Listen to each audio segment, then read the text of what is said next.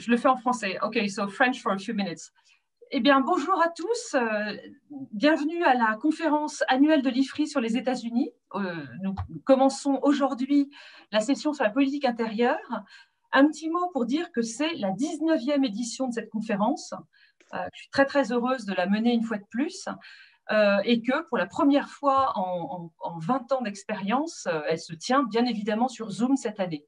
Alors, je vais passer tout de suite à l'anglais pour accueillir nos intervenants américains. So we are very lucky today to have four wonderful people who chose to spend the morning in DC speaking with you and answering questions and discussing the US election.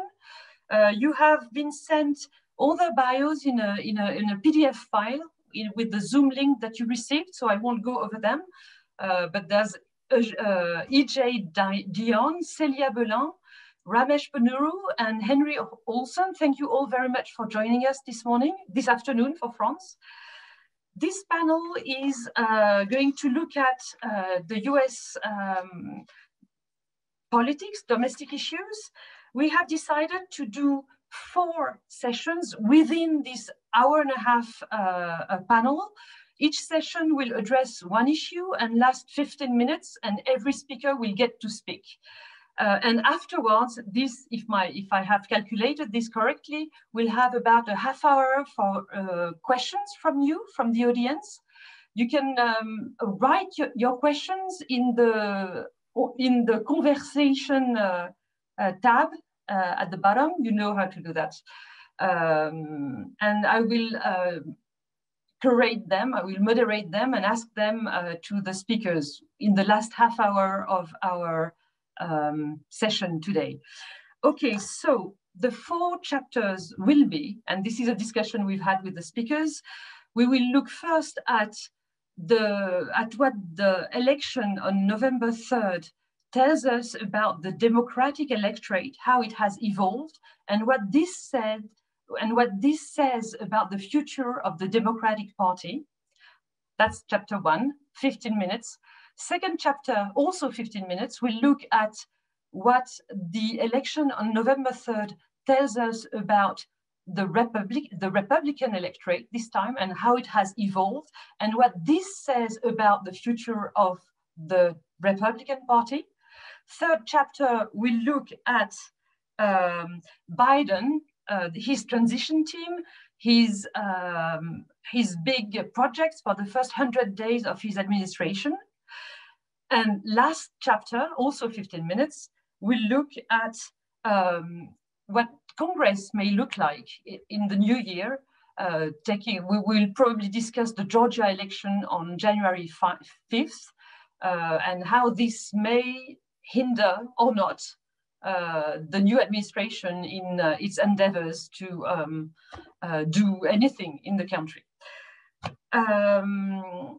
Okay, so without further ado, we will start. I declare launched the first chapter of this panel, looking at the democratic vote.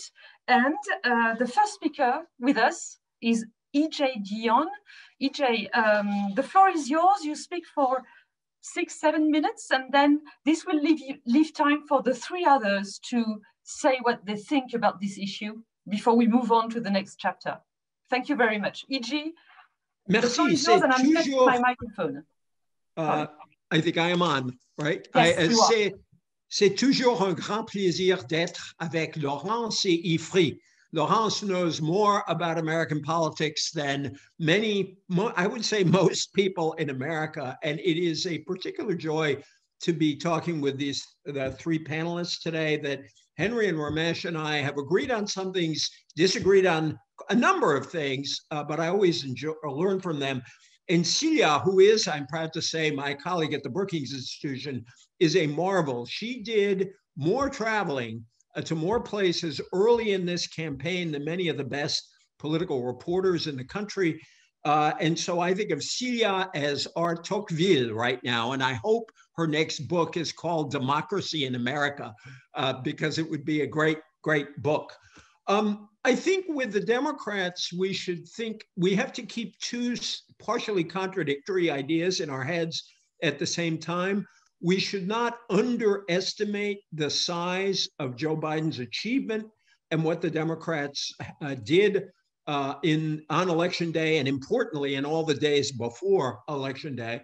And secondly, we should acknowledge that their gains were not what the polls suggested they would be and not everything they hoped for, which creates some challenges. And I know we'll get to some of those at the end of the talk, at the end of our session, since a lot hangs on what happens in those two Senate runoff elections in Georgia that Ramesh will explain to us. But let's not underestimate the Biden victory. He won the popular vote by 7 million votes. He won by the same exact electoral college margin that President Trump called a landslide 4 years ago. It wasn't a landslide either then or now, but it was a very, very solid victory. What Biden achieved should also not be underestimated, because in the last 100 years, there have been 20 elections in which an incumbent was on the ballot, and the incumbent won 15 of those. So the notion of a challenger winning an election against an incumbent president is unusual. And so this too is very important. Biden managed to win essentially all of the swing states except for North Carolina and Florida. And the states he made a priority, the three big Midwestern states of Pennsylvania, well, Pennsylvania is partially Midwestern, but the three key states, Pennsylvania, Michigan, and Wisconsin, he won Arizona, which was next on the list. And in a partial surprise, also carried narrowly, but still carried the state of Georgia. He also held on to three states Democrats were worried about losing: Minnesota, New Hampshire, and Nevada. So this was a very important victory. At the same time, the Democrats failed to win the US Senate, which they had some real hopes for. They had some very good candidates. And here, I think what is revealed is that American politics is now more parliamentary than it's ever been, which is to say that Americans are voting the same way for president as they are for candidates farther down the ballot. Only one Senate race went opposite to the presidential result in the state where it happened, which is to say that Susan Collins survived in Maine, a Republican, even though Joe Biden carried that state. Even in Georgia, the results could be seen as in line. Biden carried Georgia, but with less than a majority of the vote. So if there were runoffs for the presidential election, we'd be looking at a presidential runoff in Georgia as well. The big disappointment for the Democrats is one that should not be so surprising, which is they have lost seats in the House of Representatives. Looks like about 10 seats, 11 seats. They kept their majority, but they lost seats. I think this is very easily explained, that if you look at what happened in the 2018 presidential midterm elections, when the president wasn't on the ballot, Democrats turned out their vote in a way that they had not turned out in a long time. That if you compare the 2018 midterms with 2014, Republicans got 10 million more votes than they did 4 years earlier. That's good. Democrats got 25 million more votes than in 2018 than they got in 2014. What happened this year is Republicans turned out their vote, and we'll talk about this more. I think the big surprise in the election to a lot of people is that Trump received 11 million more votes this time than he did the last time, even though he lost the election decisively. What does this say about the party's two wings? Many of the defeated Democratic House candidates are in the party's more moderate wing. You might imagine that sort of weakens the moderate wing, except that most of the moderates elected in 2018 survived this election.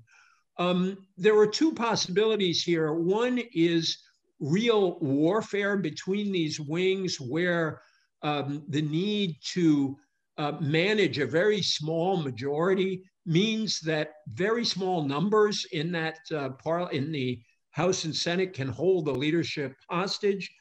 I am increasingly of the view that after an initial series of back and forths of critical comments from the left and center of the party, I am more of the view that the narrowness of the majority will actually create more discipline within the Democratic Congress, plus the fact that Biden is president. This has often been the case in parliamentary systems in other countries. I think Democrats are acutely aware of the fact that first they must heal the virus, get rid of the virus, and restore the economy. And that's how Biden will be judged. And so while I think there will be a lot of talk, a lot of pushing back and forth, I think with Biden in the White House, there will be a surprising amount of unity because in an old adage, the prospect of being hanged, sir, concentrates the mind wonderfully.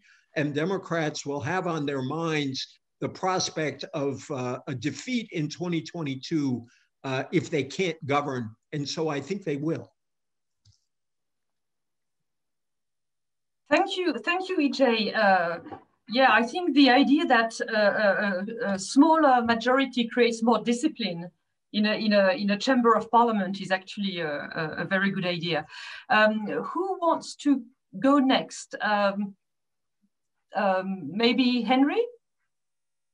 I really don't have that much to disagree with EJ as far as that went. You know, one thing I would want to point out that is not often recalled, which is that in the post-Civil War history, the Democratic Party very rarely received 50% of the popular vote in presidential elections. FDR did it 4 times.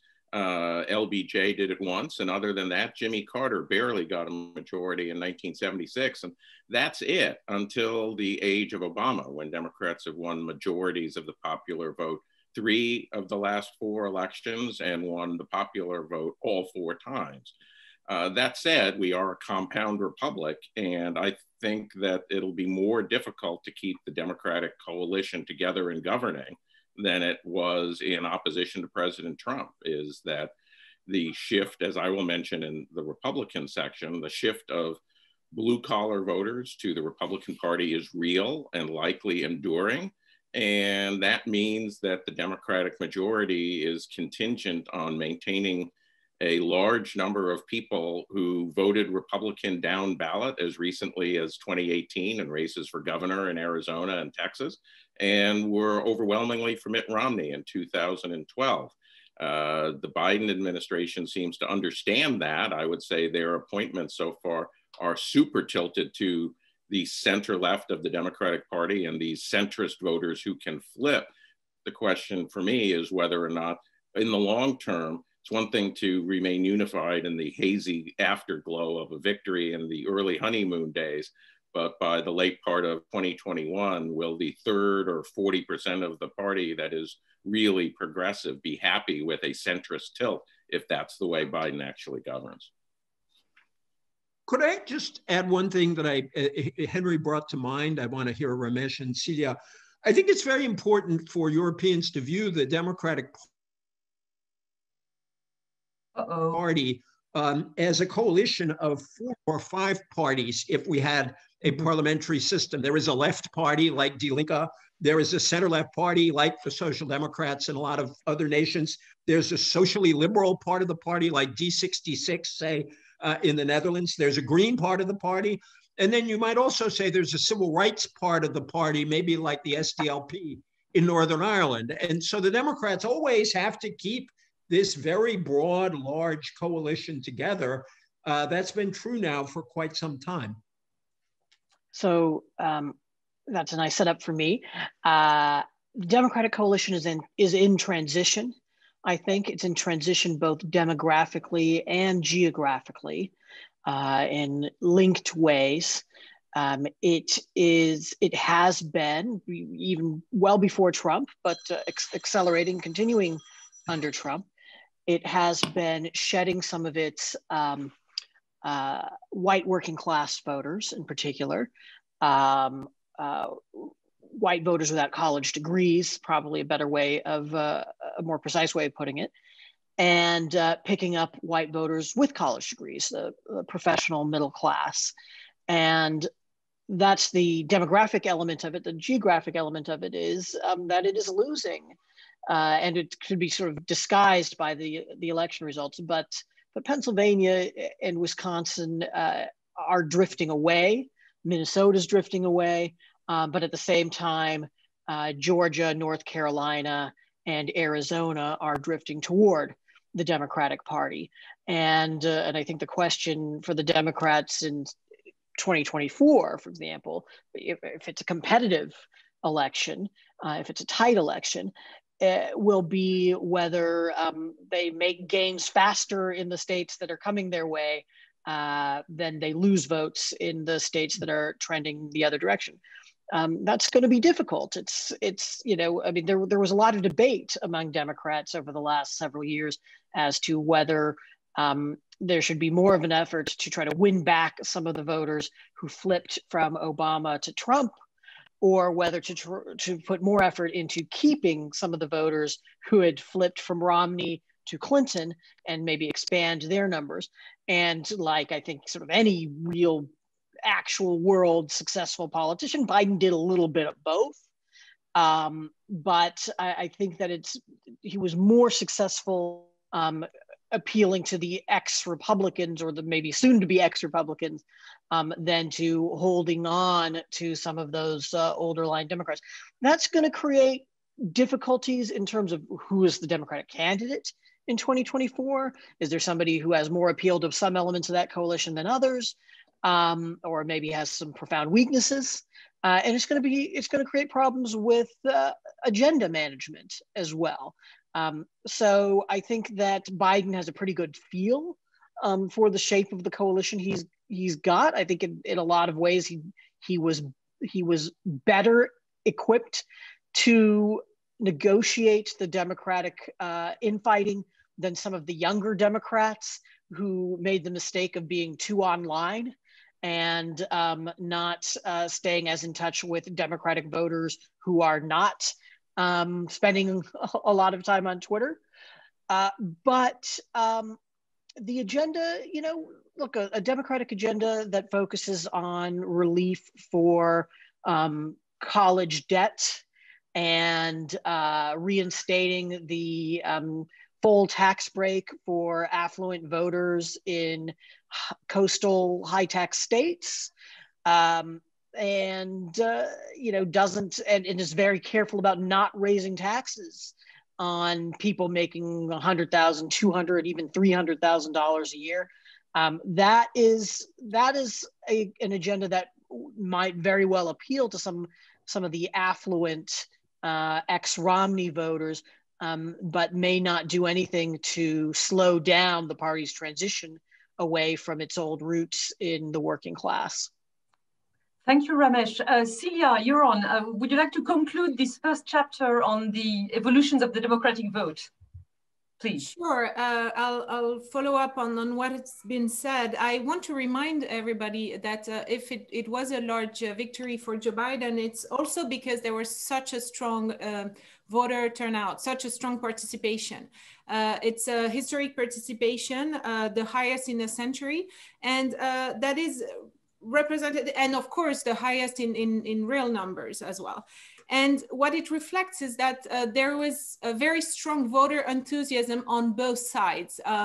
Pew Research Center polling a month before the election was asking Republicans and Democrats, does it matter who's president? And 80%, which was a record on both sides, would say it matters who is president in 2021.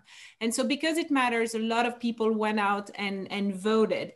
They voted early voting, they voted mail-in ballots. So almost 70% of Americans had voted on the day of the election, which explains partly maybe some of the miscalculation around polls and other evaluation of what will happen because you have such a long extended period of voting in a year where a lot was happening, including with regard to the pandemic. So it was a massive win for Biden. And on the day he was finally declared the winner, I can attest that this was a lot of partying in Washington, D.C., so I cannot say about other cities, but the Liquor Association here said there was more champagne sold in one day in Washington, D.C. as in the past 2 years combined. So you can imagine, you know, how fun that was. But what was a win on one day felt like almost a defeat quite rapidly. I was pretty shocked at the level of almost depression that the party seemed to feel over the next few days and weeks, not only because of President Trump's refusal to accept the results and the resistance of the Republican Party around this process, but mostly because Trump and Trumpism has shown such a strong resistance to what was felt as a broad coalition. And it was a broad coalition because Joe Biden was able to pick up white suburbans and seniors and college-educated whites in many of the Midwest states that he needed to reconquer. But he was also able to pick up youth and turn out a diverse population in Arizona and Georgia. So it was a wide and broad coalition that brought him to win the presidency. But and that was the result of months of unity. And this must be underlined because we're going to enter a moment of complete infighting and disunity in the Democratic Party, even though when faced to the task of defeating Donald Trump, what you saw from this party and was very strong unity, to the credit, of course, of Joe Biden, who put in place the task force between moderate and progressive wings of the party over the summer to be able to have a sort of common understanding of a political platform, but also to the credit of progressive who, even when they felt that they were maybe not taken into account very well, like AOC only given a minute at the Democratic National Convention to speak on the floor, did not do too much of a big deal out of it, did not send her own followers against Joe Biden. You really had a strong coalition on the side of the Democrats. And yet the day after, because Trump did so well, and because in particular, you have down ballots, congressional seats that were lost to Republicans, Democrats not doing so well in the Senate or in the House, you started to see immediately infighting. So you have a moderate wing of the party accusing the progressive of pushing ideas like defund the police or socialism that are highly repellent to a lot of centrist voters. And on the other side, progressive saying that if they had not been there and turning out young people, you wouldn't have the results. And you saw that in the fight between Abigail Spanberger and AOC, or Colonel Lamb on the other side, on the moderate side. This was reported widely in the press, and I think it underlines that Democratic coalition is fragile every time. You have to rebuild it every time, and Joe Biden will have his plate full in rebuilding it. I recommend EJ's paper on this in the Washington Post. He wrote a piece called "Why We Fight," why they fight, explaining that the Democratic Party is a big tent, and therefore you have this very loose coalition of very different wings, and you presented them, EJ, again, of the party that are hard to tie together. I think this year was a success story, but the minute after the results, it's spiraling back to the classic infighting. Well, thank you, Célia. So it seems to me EJ is the only optimistic one about what the Democratic Party is going to face in coming months, but we'll see. It's time now so thanks, everyone. It's time to switch to the second chapter of our panel, looking at the exact same thing, but on the Republican side, what the results have told us about the evolution of the electorate on the GOP side. And Henry, you start this time. The floor is yours. Thank you very much. Well, I'd like to start or continue on the road that EJ started, which is to compare the American two-party system to the continental multi-party system, because while many people think of the Republicans as this unified bloc, it too has its squabbling factions. And one way to look at the election that we just had is to compare it to your first round election in 2017. Think of the Democratic coalition as the combination of Macron, Hamon, Mélenchon, Artaud, and Poutou, which received 51.7% of the vote in the first round, nearly exact to the 0.1% what Joe Biden received. The Republican coalition, on the other hand, consists of the followers of François Fillon, Dupont-Aignan, and Marine Le Pen, which is to say it is a populist conservative coalition which got 46.8% of the vote in America and 46% of the vote in France's first round election. So once again, we follow your lead in governing our country.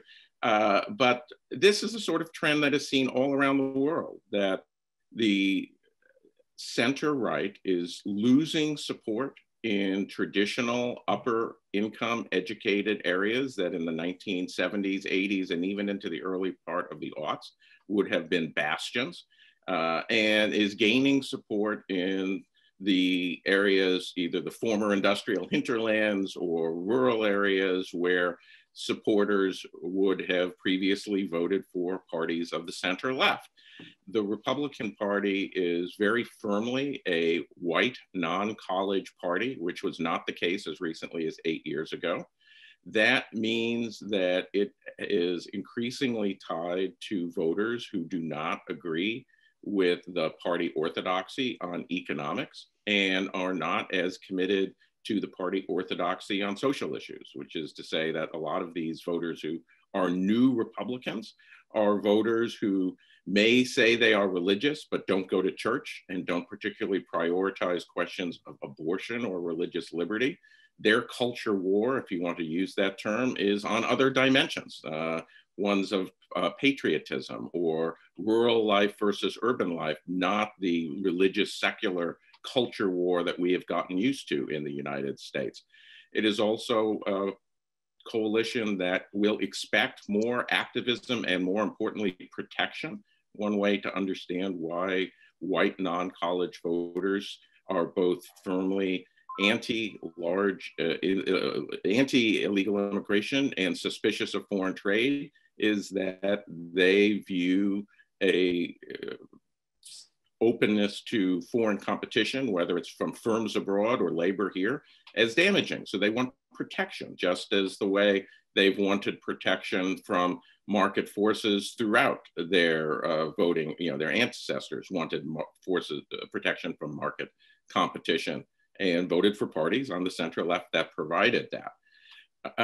It's worth noting that President Trump received significantly larger share of the Latino vote, and that wasn't just from Cubans in Florida, although that was the most obvious example. He received larger shares of Puerto Ricans in Florida. He received larger shares of Mexicans, and it wasn't just on the border. I follow what's called election Twitter pretty intensely, and every day somebody's got a new map of some city that's in a safe state that shows the same trends. Biden doing better in the white educated areas in that city, doing worse in the Latino areas, and very slightly worse among African-American voters. And it was true in Chicago as it was true in Miami. So this is a national trend. And one thing that we see is that these new voters tended to vote on the party. There was very little switching. If you were a Latino voter who voted for Trump, you voted for the Republican candidates down the road. And that's why Republicans almost shockingly won a safe Democratic seat in Texas and did win, very surprisingly, a seat that they had been expected to lose on the border of Texas and Mexico. So what this means for the Republican Party is that the Republican Party has to come to grips with who its voters are and then be able to move to gain back some of these suburban voters who, as I said earlier, voted Republican for governor in 2018, but voted for Biden and Democratic presidential candidates. They did that in Texas, they did that in Arizona.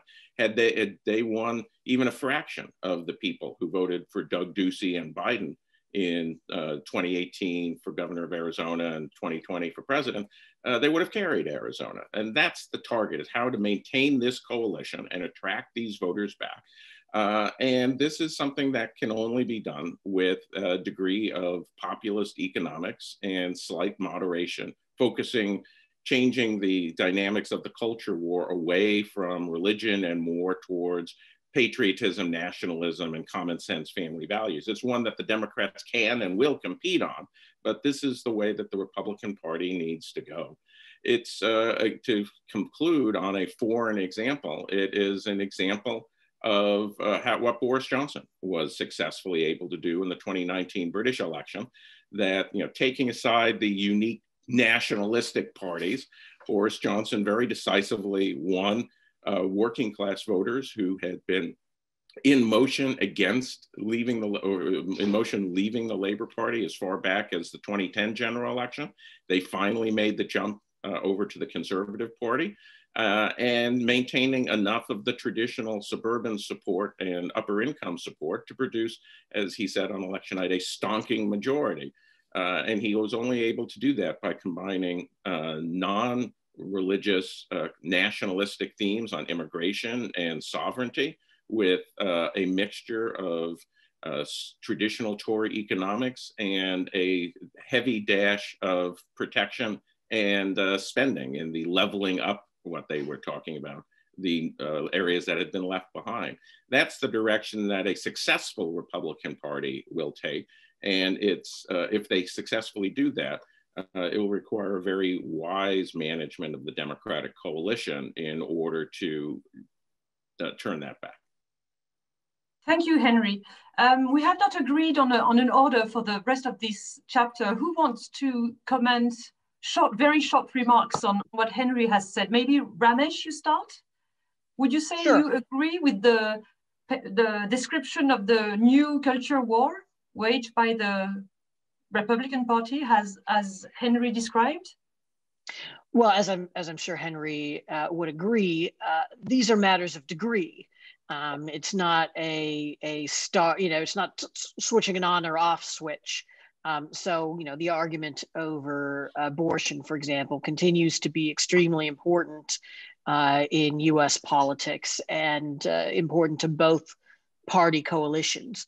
I think he is right about the changing nature of the Republican coalition. The way I would put it, and to sort of hark back to what Célia was saying, it is remarkable the extent to which the winning party in this election has engaged in recriminations and the losing party hasn't, partly because the losing party is sort of officially blocked from recognizing the fact that it lost by President Trump's intransigence on that front. But I think the problem for the Republican Party is that Trump blew up the old Republican orthodoxy.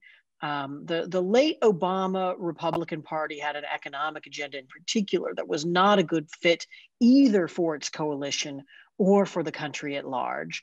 And that was really demonstrated and exploited by President Trump in a successful run in 2015 and 2016.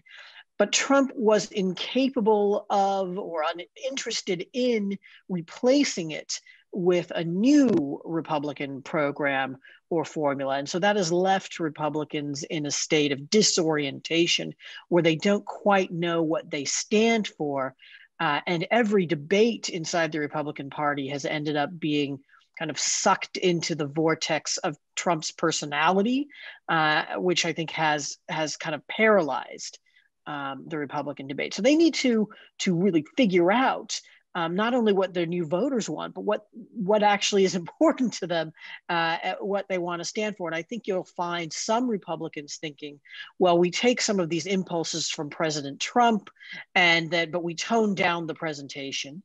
And I think you'll also see other Republicans who will say, well, maybe what we need to do is take the pre-Trump agenda but carry on a little bit more combatively and have more of the Trump personality ourselves. And I think there'll be a sort of market test which which of these brands of republicanism actually does command more of the emotional support of the party as different candidates try out these approaches. Thank you. Célia, you want to go next? Sure. I'm trying to think what to add. There's a whole chapter we didn't open, which is the future of the Republican Party, given that President Trump is refusing to accept his defeat and his, at the moment, putting everybody in a corner, members of his own party, in pushing them to support him, even though legal recourses have been pushed to the maximum. We are still waiting for this new claim in front of the Supreme Court by 17 Attorney General. But there's very little chance, if any, that any of that will produce anything else than President Biden on January 20. But in the meantime, the Republican Party is sort of embarked in this denial of democracy, of which I think it's fair to say it's hard to know what will be the consequences on their own popularity. One test will be, of course, the Georgia election and the runoffs in January, and I think Ramesh will talk about this. But what if Donald Trump really uses this as a platform to prepare his own attempt to come back in 2024, like only President Cleveland was able to do in 1892. So quite unprecedented. If he does that, I was talking to a Republican the other day who was telling me that it's going to suck the air completely out of the potential field of Republicans who want to launch their own attempt at the presidency and maybe try to either build on the coalition that Trump built or impose their own brand, own new way of presenting. So it's both Tom Cotton or Ted Cruz that are maybe closer to Donald Trump, but also Marco Rubio, Josh Hawley, or Nikki Haley, or all these personalities that are considered the future of the Republican Party, and that might be stuck in the limbo if President Trump is to try and push his own re-election in 4 years. The last thing I might say is that I think what we've seen over the past 4 years, and I think actually predating Trump since the beginning of the Tea Party movement, is the transformation of the Reagan coalition into the Trump coalition. So the Reagan coalition was Christian conservatives with business conservative and what we can call neoconservative, at least internationalists that had a vision of a strong military and strong militaristic response to the world, into the party of Trump. And the party of Trump has the same basis. The Christian conservatives are still there and they're content by what has been done in the court. The business conservatives are still there and they're happy about what has happened on the tax front. And then you have now the populist nationalists as the third leg.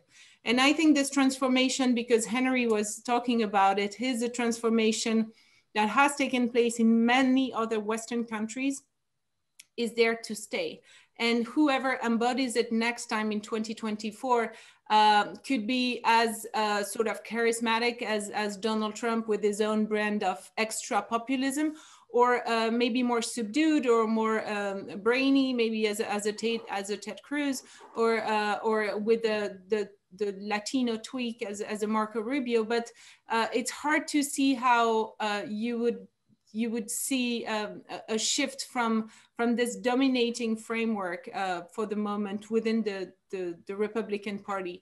It's a framework that has brought a diverse set of electors, including Latinos, including African Americans, all around, both brought by this idea of patriotism, as you pointed out, and that might not be majoritarian, winning in the majority, but that is still very efficient given the geographical map of the US. Thank you. Seems to me that the Trump coalition, as you describe it, if it has a business wing, it's actually a betrayal of the working class that Trump was trying to woo during his 16 campaign. Anyway, EJ, you want to conclude on this second chapter of ours? Please.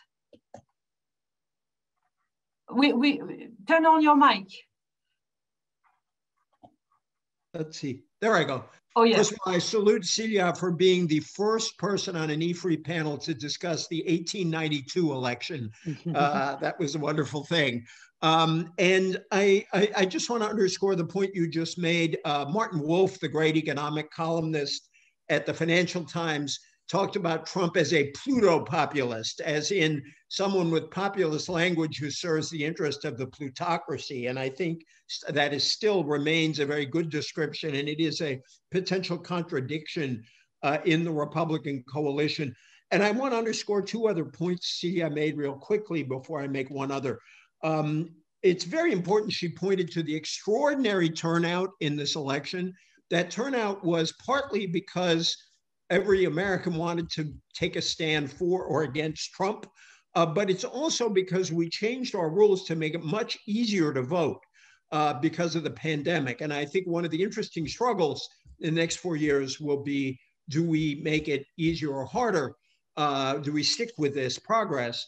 Second, this court suit that is being brought by the attorneys general is laughable in one sense, but I think is very scary in another. Imagine the département that voted for Le Pen saying, well, even though Macron won, we want to set aside the results of the election because basically we don't agree with the rest of France. And the Republicans under Trump, by being complicit with this, threatened to become an anti-system party. And I think that is, I pray that doesn't happen, but I think that there are real signs that Trump will put the party in a position where someday it's going to have to make some fundamental choices. Just a couple other quick points.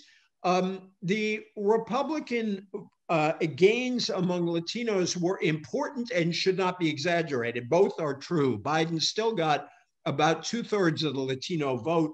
The Latinos helped him carry New Mexico, Arizona, Colorado, California by huge margins. So there are struggle. It depends in part on parts of the country and how Republicans act to keep that vote. What they can do to keep that vote is one question. And how do Democrats deal with Latinos is another. I think it's no accident that one of the recent announcements, and we'll get to the administration in a moment, is the naming of Javier Becerra at this point as the Secretary of Health and Human Services is sort of a symptom of the Democrats saying, yes, this is a constituency we have to pay attention to. Last point, if we did not have the Electoral College, we would be talking about the long-term decline of the Republican Party. The Republican Party has lost the popular vote in 7 of the last 8 elections in our country. It lost the votes of young people, voters under 30, overwhelmingly. This is a huge long-term problem. It's for the Republican Party. The Democrats failed to break through in North Carolina, Florida, and Texas.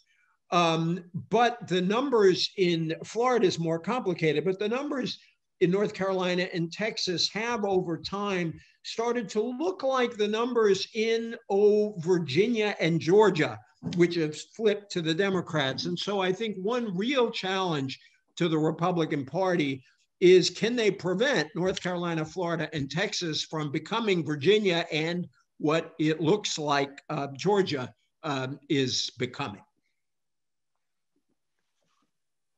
Thank you, EJ. Thank you. And to the 100 or so people who are listening to us, please do not hesitate to write your questions. We will address them at the end.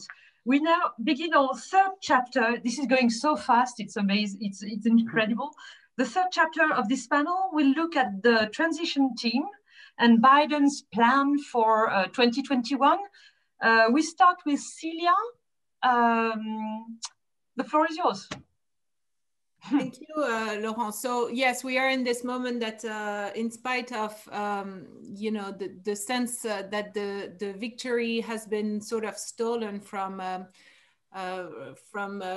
Biden camp, in reality, we are in the moment of the transition. And to his credit, Joe Biden was able to project an atmosphere of confidence, both before the election, on the night of the election when the results were not yet clear, and then in the days after, saying basically this is following its course. Apparently this has a lot of success among the American public. A new poll showed that people gave high marks to Joe Biden for behaving this way. And in general, what we can say about the process now is similar to what was happening during the campaign.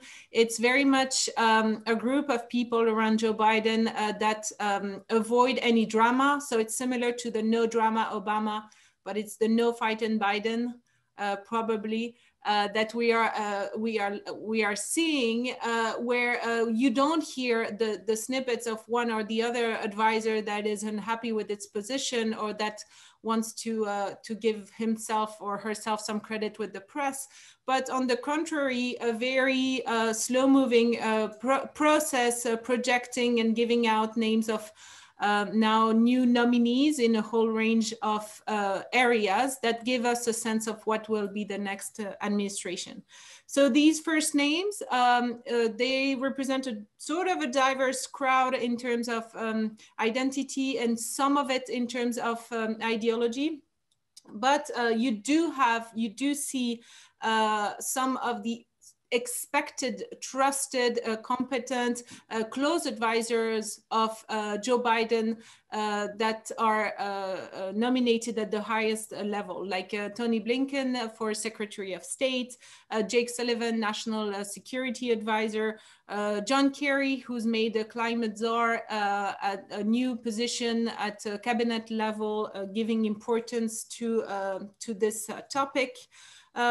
We see Janet Yellen being chosen for Secretary of Treasury, first woman ever, and she represents, she has at heart the interest of workers, so that's probably what she brings, which makes her quite acceptable to the progressive wing of the party. And other names are coming in. The most controversial, paradoxically, two of them, one, and that both raise a question on confirmation of those nominations. One is on the on controversial among Republicans. Is probably Neera Tanden, the head of the Center for American Progress, who has been chosen as for the Office of Management and Budget, and who is considered the liberal firebrand and might be possibly rejected if it's a Republican Congress in 2021. On the other side, the recent nomination of Lloyd Austin, general to head the Pentagon, it's raising some eyebrows in the Democratic side, because the Congress has to vote a waiver for a former general that has been only 4 years out of the force to become the head of the Pentagon, because traditionally it's a civilian that would lead the Pentagon. And more generally, this nomination might have been the least expected. Lloyd Austin has famously guided troops has been the head of US Central Command and guiding troops in Iraq and other Middle Eastern terrain, and he's not considered to be representing maybe this new movement in the Pentagon that focus more on great power competition, in particular with regard to China. And a lot of people have expressed their either discontent or just surprise at this nomination. However, by and large, they all represented unsurprising nominations of competent people at least at the right level of competency. And we haven't seen any, a major surprising nomination that looks like either nepotism or other nefarious elements. In terms of priorities, I believe that by and large, because of the current climate, the top priority is, of course, getting the pandemic under control. It's not only because it is a real priority, because 3,000 Americans die per day over this pandemic, but also because it has been one of the main arguments of this campaign. So Joe Biden will be put to the test immediately on that front. And he has no other choice but to succeed. So he's going to be aided very much by the potential vaccine that's going to come along.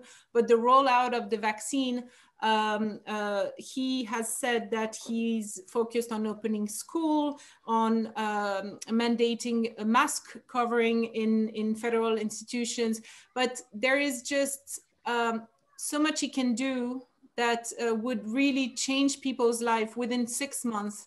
Either by getting really the pandemic under control or getting back to a semi-normal for business, sales, school, and work. And there I see a risk that if after 6 months, the life of American has not dramatically improved or changed, he could be judged harshly on this. Then three more things, very quickly. His priority is, of course, recovery, building back better. That's what he said. And the nomination of John Kerry indicates that he will use climate very much and climate action as potentially one of the elements to rebuilding and maybe spending on this area for rebuilding of the country. He will focus on restoring US alliances and US credibility on the world stage. That will be an uphill battle as well, not necessarily on the alliances, because I think a lot of allied countries are all too happy to have a change in the White House. But there's a deficiency of US credibility on the world stage that he's gonna have to address, and it's probably not enough to go back in the Paris Accord on climate or the GCPOA to do that.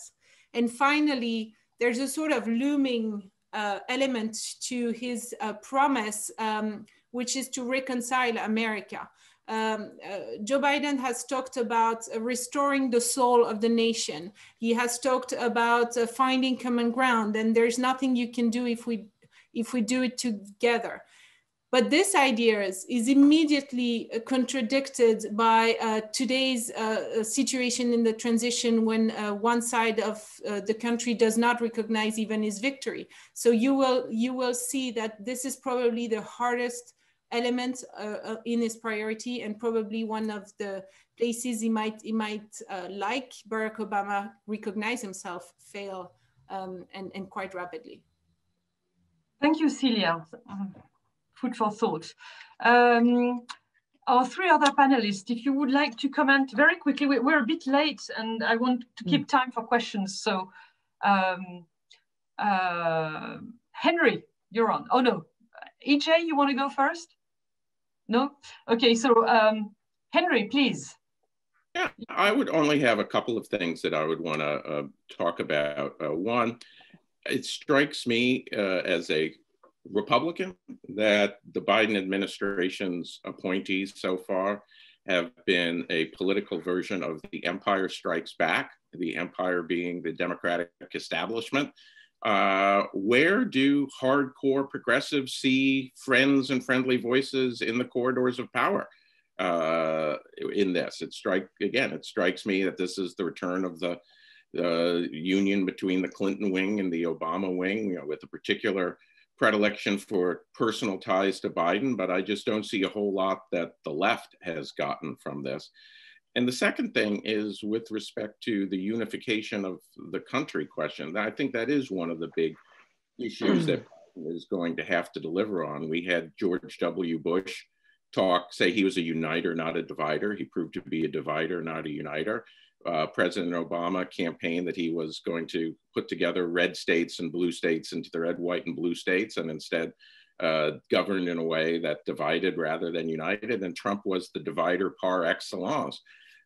We have real changes in differences of opinion in this country and a lot of contentious issues.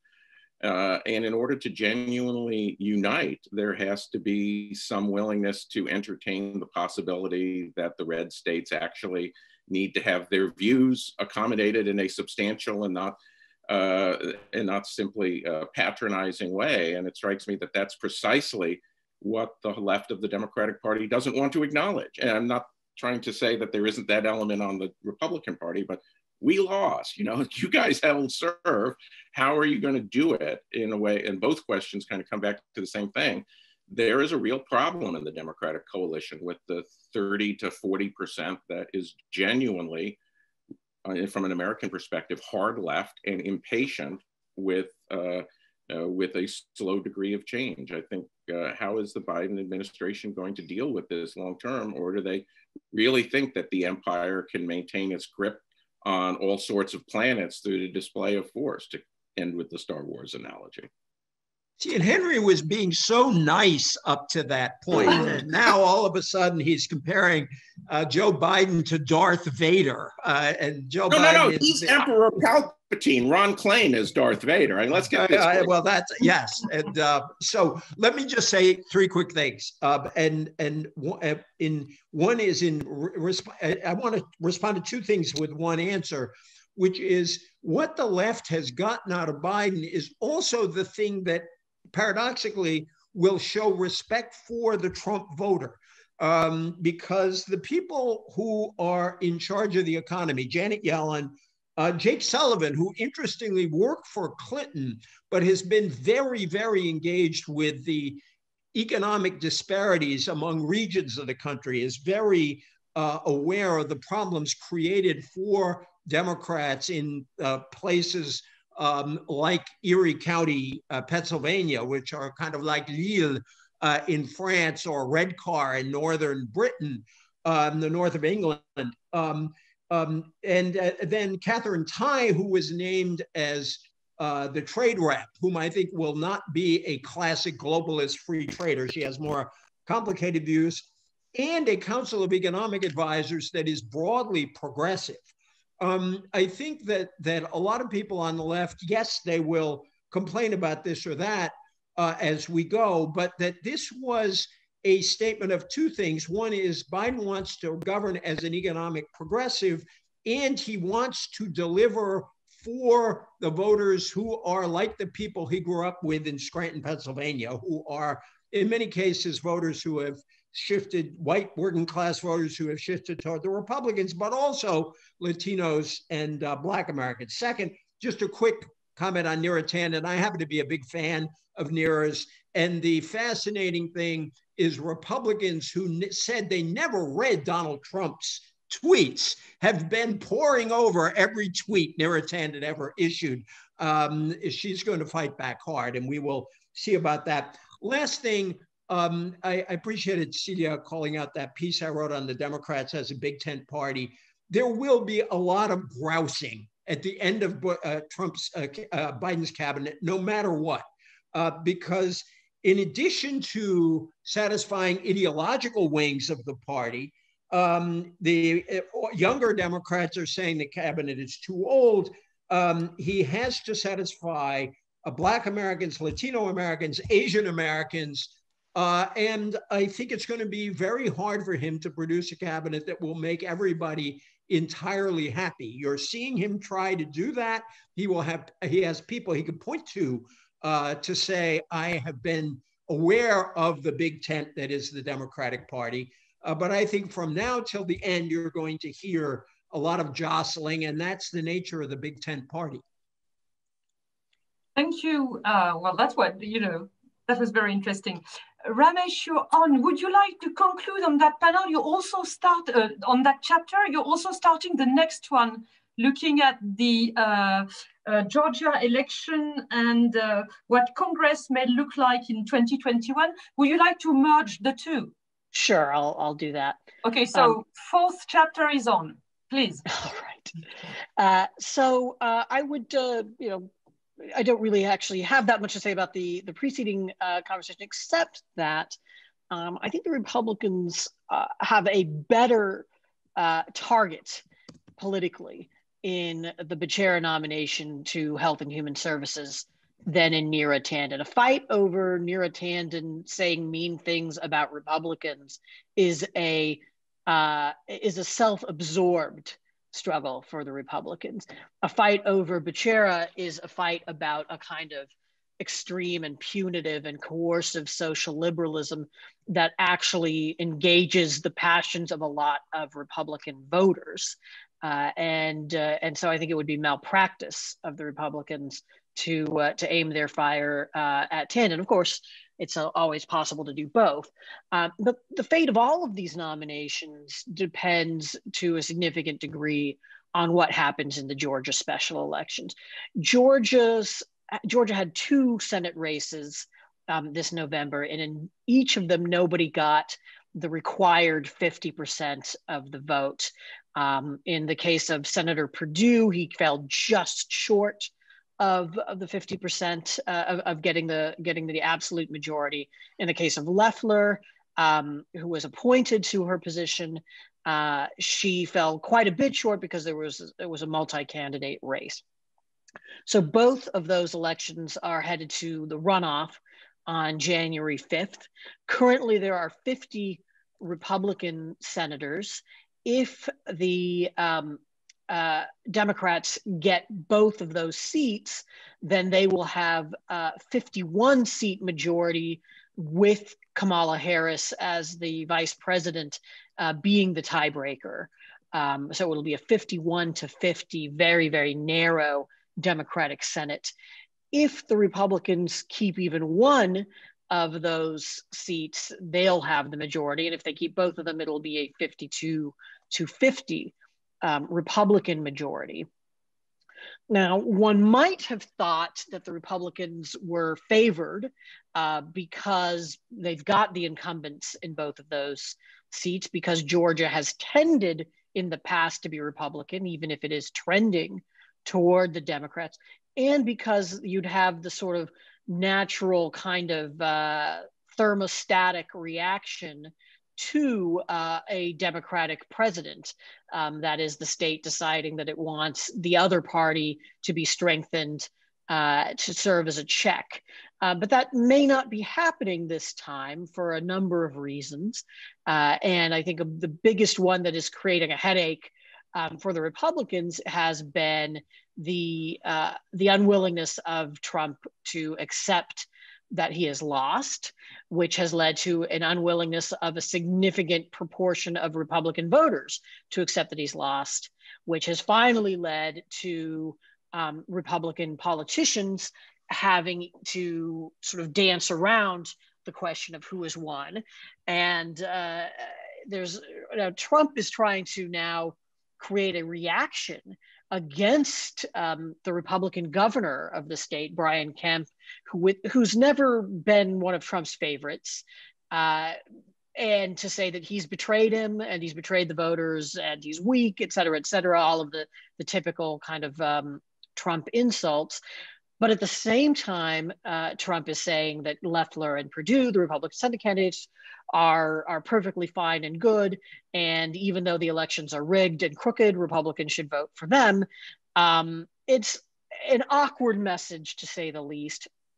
One thing that I think is playing a role here is, Trump is, look, all politicians are selfish to some degree, but he's an extraordinarily selfish politician. And he, in some ways is better off if Perdue and Loeffler lose. If Perdue and Loeffler win, then the state, it becomes harder to make the case that the state is corrupt and rigged. It's just that Trump lost.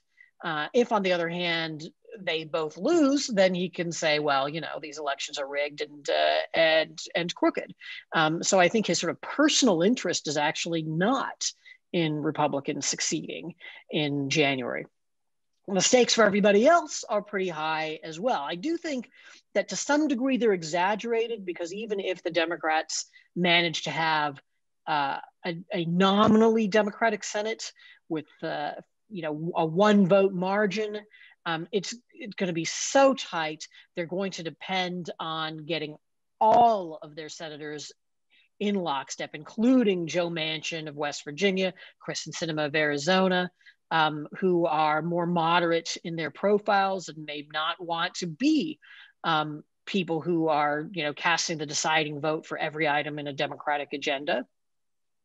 But certainly if there is nominal Republican control of the Senate and Republicans control what is brought up to the floor of the Senate, that's going to be much, much harder for the Biden administration. It will mean that some of the cabinet positions, some of their nominations fail.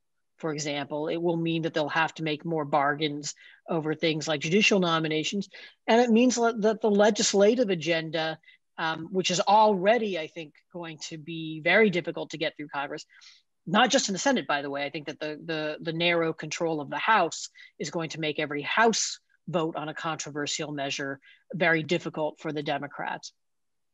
The natural temptation, I think, is going to be to do what every recent president has done, and that is rely more on executive action than on legislative compromise. But there are pitfalls to that approach too, and I think Biden has maybe more reluctance to go down that path than some of the previous presidents have. So everybody's going to be watching for the results on January 5th.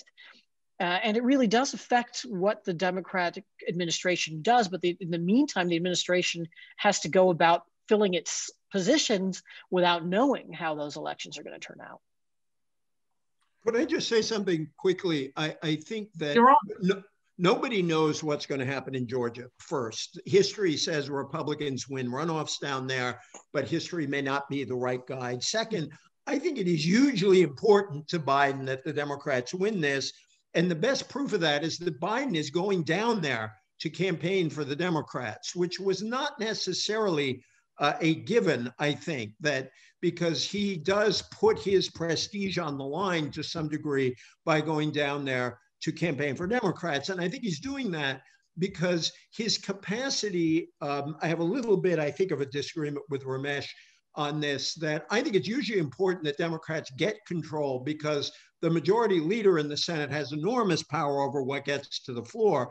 But even more importantly, perhaps, or as importantly, control over those committees. What gets investigated by the Senate? What doesn't? What happens to legislation as it goes through? And so I think Biden has put a bet down saying it's worth taking a chance to campaign for the two Democrats down there. It is also possible that the Biden people have looked at some numbers and said they think they can actually pull them out, because I'm not sure Biden would be going down there if they didn't think they had a chance of winning down in Georgia. Okay, Henry and Célia, would you like to have your say in this fourth chapter, and then we'll move to questions. But please, Célia first, perhaps. I don't think I have much to say about that. I think if it's likely that the two Georgia seats go together. Basically, if there's a mobilization of Republicans, you will see both seats get to the Republicans, and similarly for Democrats, it's unlikely that they're separate. And if the Republicans fall back into a minority, which is, in my view, the unlikely scenario, you will have a strong, because it's becoming an anti-system party, you will have massive obstruction on everything. I think there's almost no incentive in that case to be cooperative in any way. If they retain a majority, there's a question for Mitch McConnell on what to do exactly with Joe Biden, in particular because the midterms are going to come in 2022. And in many ways, they cannot be shown as just sitting on their hands completely and refusing to do anything with a Biden administration for 2 years. So they might have some incentive in working either on infrastructure, which is always, the one word we launch, hopefully thinking that something might happen on this side, or more generally on making the United States more competitive by reinvesting in the US.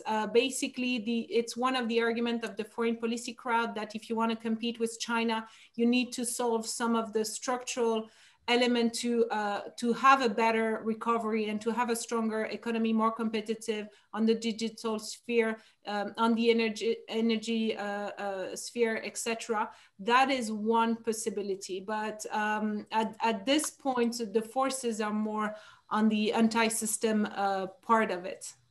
But that's all I have. Okay.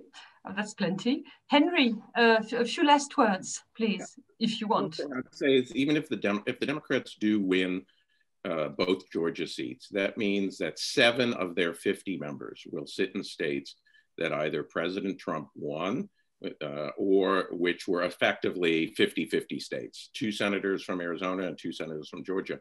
Those 7 members have to be looking over their shoulders whenever something is proposed. And I wouldn't put it past Joe Manchin to pull a Jim Jeffords, that in 2000, the Republicans had this 50-50 Senate that Dick Cheney was able to break ties. And by the end of 2001, the liberal Republican from Vermont had switched parties or become an independent who caucused with the Democrats and gave control of the chamber to Tom Daschle, then the Democratic leader for a short period of time. There's no reason why Joe Manchin should continue to be a Democrat, given how strongly Republican that state is and how he barely won re-election. So I think the Democrats have a lot of coalition management, even if they do get control of the Senate. I, again, have a really hard time seeing all of those 7 senators go along with progressive desire to investigate and all members of the Trump administration for all manners of misdeeds. So even though it is very important for Democrats to control the committees and the agenda, they have to look over their shoulder at these 7 members and decide how far they can go to keep all 7 of them on board. Okay, thank you.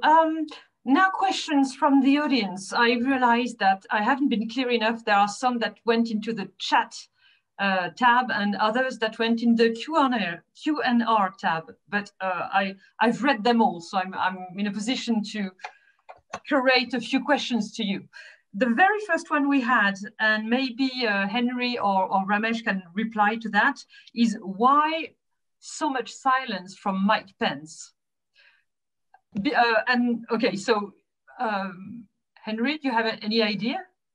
I think Pence has been doing what he's been doing throughout this presidency, which is trying to maintain his viability for 2024 while not saying anything publicly that will make his putative boss upset at him. And so Pence is just keeping his head down. He doesn't have any current constitutional requirements. I mean, of course, he will preside over the counting of the Electoral College ballots. I believe that EJ or Célia, correct me if I'm wrong, but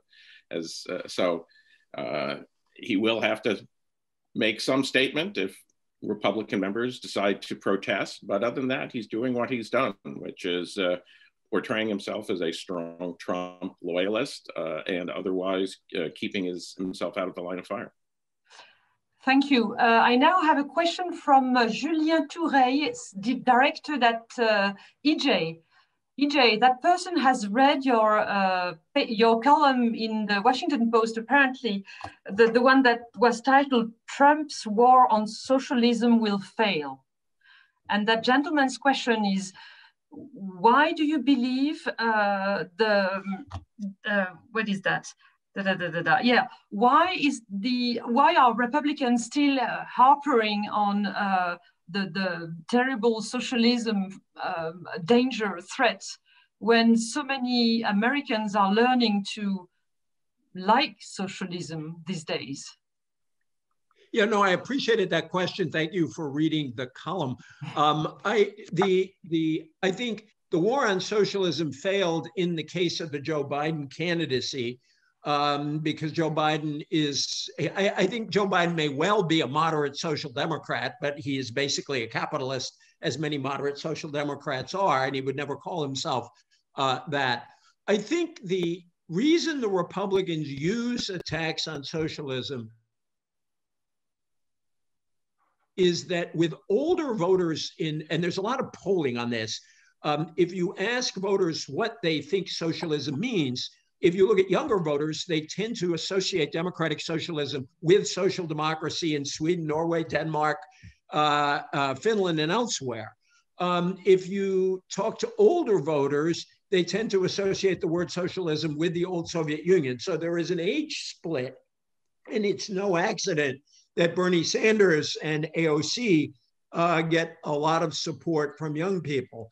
So that's a piece of it. And in this election, in certain Latino districts in Florida, for example, attacks on socialism helped mobilize Cuban, Venezuelan, some Colombian voters toward the Republicans. So I think you will continue to see the Republicans playing this card. It really goes all the way back to the 1920s. Herbert Hoover attacked Al Smith as a socialist.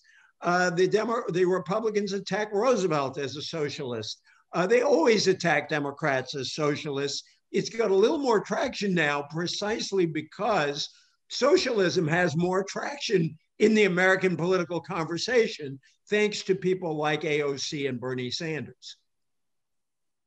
Okay, I picked two questions for Célia and Ramesh if they want to choose one of them. The first one is, why did the polls go so wrong again? And the other one is, why do evangelicals still vote for Trump? So I'll take the evangelical one. Yes.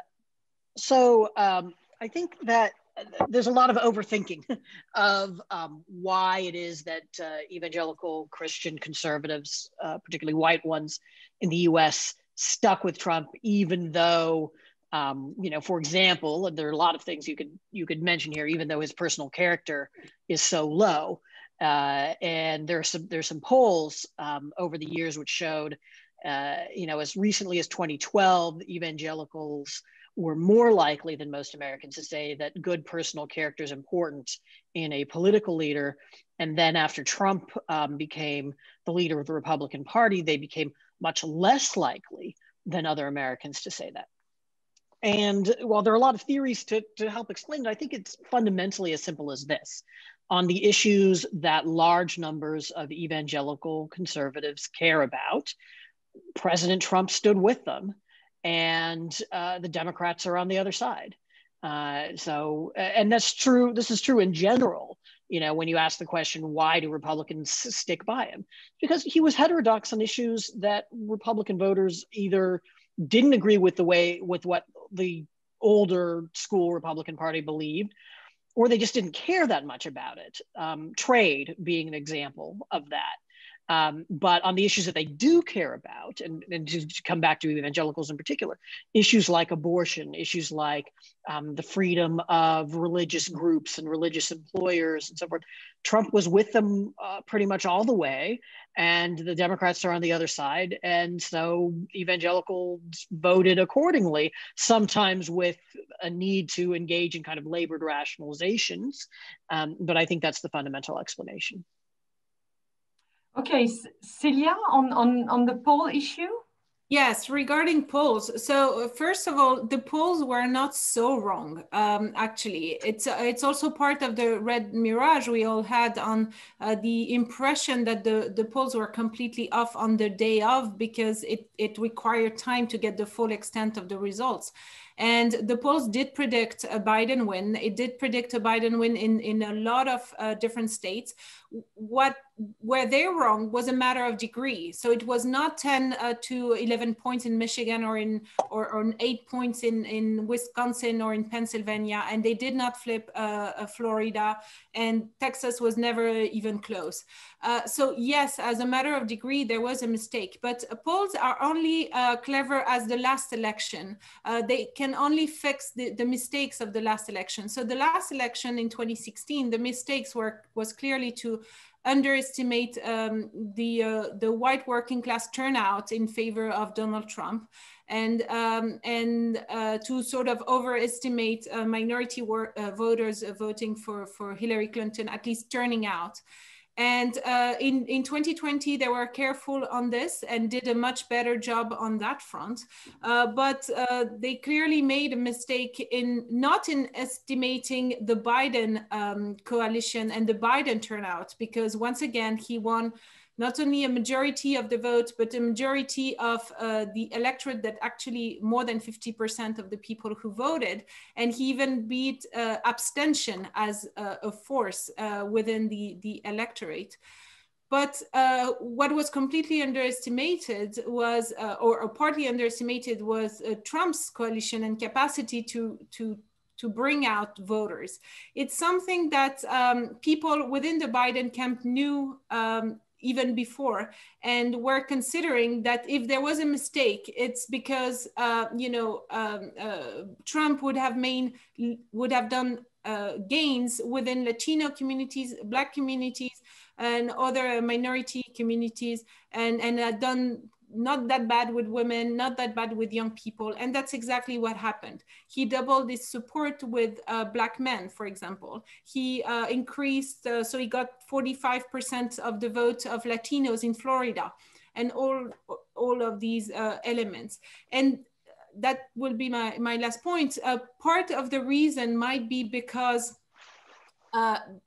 you might have the shy voter effect, that it's harder for these people to actually answer the phone and say what they think of Donald Trump. But we lived this election through a pandemic that has transformed a lot of the relationship and a lot of our everyday life. And I don't believe we've taken the full extent of the influence of this pandemic on people's political opinion. And one thing we just discussed before this great panel, actually, and off with Henry and EJ, is the effect that COVID might have had on the working classes of America, who knew they had to get to work, who were upset with lockdowns because physically it would prevent them from working, earning money, and being able to work. They might have been, and Latinos are very worried about the pandemic, but they need to work, and they need their children to go to school, and they need to be out and I think the President Trump and his administration, by being fully irresponsible on this and being on the side of reopening, actually gain political points, because it puts Democrats in a corner of rigidity where they were unable to talk for working class Americans, for school reopenings, for reopening, and they were constantly talking about lockdowns and giving the impression of oppressiveness emanating on their part. I think on this, they might have lost the narrative, and it might have pushed some of these more diverse working class towards President Trump. Thank you. I read maybe a last question on whom do you think will be running on the Republican side in 2024? So that's a question of person, and you've alluded to possible names in the discussion. May I add something else? Which ideology do you think the Republican Party will put forward in 2024? You may have read this very interesting article by Nicholas Lemon in the New Yorker a few weeks ago. He was delineating 3 possible ideologies for the Republican Party going forward. One was going back to what Célia called the Reagan coalition program. The second one was doing more Trump, i.e. proposing a nationalistic white supremacist program again. And the third one that was I thought so very interesting was to envision the GOP as proposing in 2024 a program aimed at the working classes, not necessarily the white working class, but the working class that is not poor enough to get social redistribution, social help, and that is also so despised by the educated elites. And he was suggesting that the Republican Party could reinvent itself around being the party of the poor, not so poor, but still quite poor people in the country. So what do you think may happen? Maybe the four of you can reply to that. Henry, you want to go first? Yeah, I think that article nicely puts out the three the three options. I've tried to give cute names to them to say that more Trump, less tweet, or, more aggressive Trumpism is the imperial successors. These would be people like Mike Pence or Don Jr. Or somebody else who will come up and try and do that. I see people trying to go to a Reagan group. I call them the restorationists. That would be Nikki Haley, Ted Cruz, and there'll be others. And then there's the thoughtful, multiracial working class. I call them the young reformers. And so far, that's where Tom Cotton, Josh Hawley, and Marco Rubio are. And surely there will be others. I've been arguing in favor of the latter for over a decade. Ramesh and EJ are tired of my hearing the same arguments from me over and over again. I never tire of your arguments, Henry, ever. Yeah, no matter how wrong they are, he never tires of them. But yeah, I think that's the only plausible path forward in a country that is becoming more unequal, and a country that is becoming less white, is to not try and do what the establishment Republicans want, which is to go with the flow and become less conservative and continue being a party of class. But it's not clear to me where the Republican voters want, and some of it will be argued out on policy, and some of it, frankly, will be argued out on the personality of the person who becomes the tribune of each of these factions. Yes, personality will be important. That's very true. EJ, Célia, Ramesh, do you want to have a few last words, each of you? Sure. I'd say, look, 2 of the last 3 times that the Republican nomination for president has been open, it's gone to somebody nobody expected it to go to. Right after the 2004 election, when people, particularly in Washington, D.C., were trying to figure out who the next Republican nominee would be in 2008, a lot of people thought it would be Bill Frist, who was the Senate Majority Leader. A lot of people thought it might be George Allen, conservative senator. 2 years later, halfway to the next election, not only was neither of them a front runner for the race, neither of them was even in public life anymore. And of course, it's not as though everybody right after Romney lost in 2012 was saying, well, obviously the next time we should nominate Donald Trump. So these things are very, very hard to predict. It is a wide open field right now.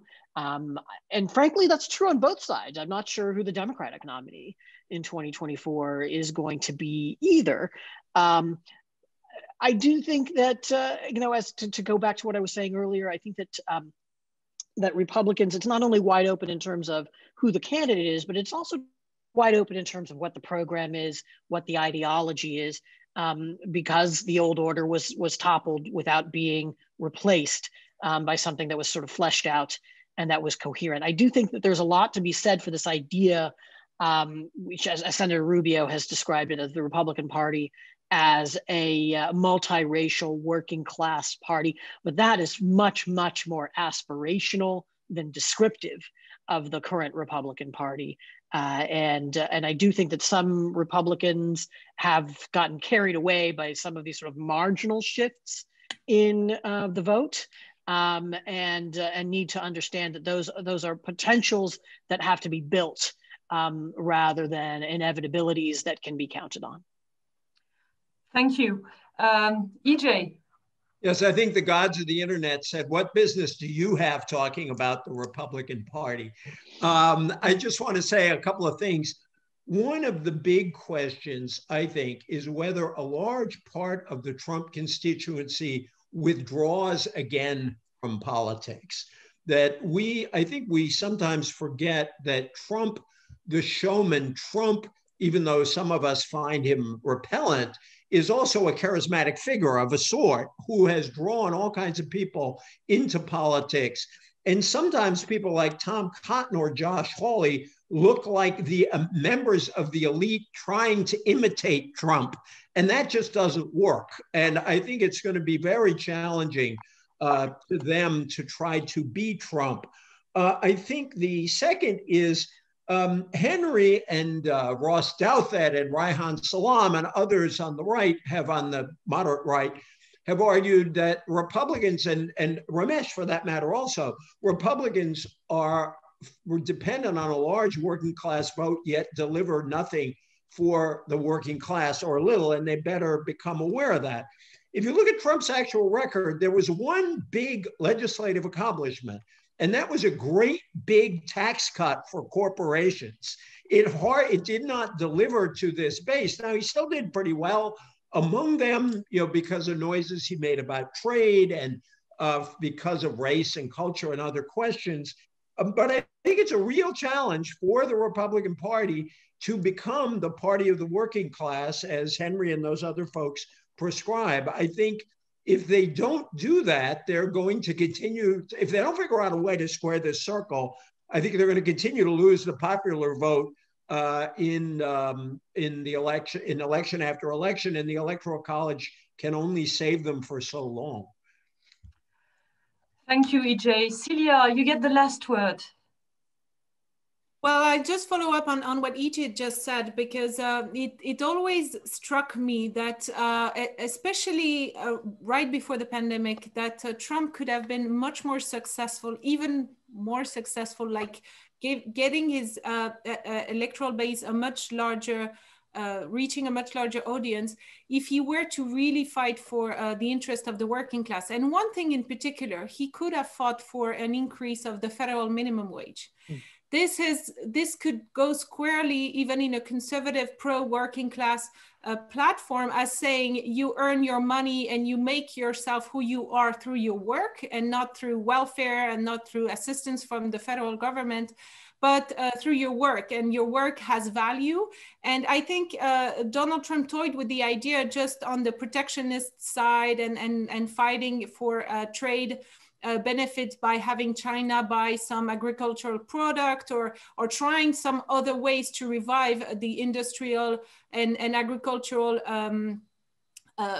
strength of the United States. But he seemed to have forgotten, and the Republicans refused to see this idea that fighting for the wages of the working class would be a very much a winning argument. Similarly, finally getting rid of some of the most the obvious difficulties that are on workers' shoulders regarding public health, regarding cost of living.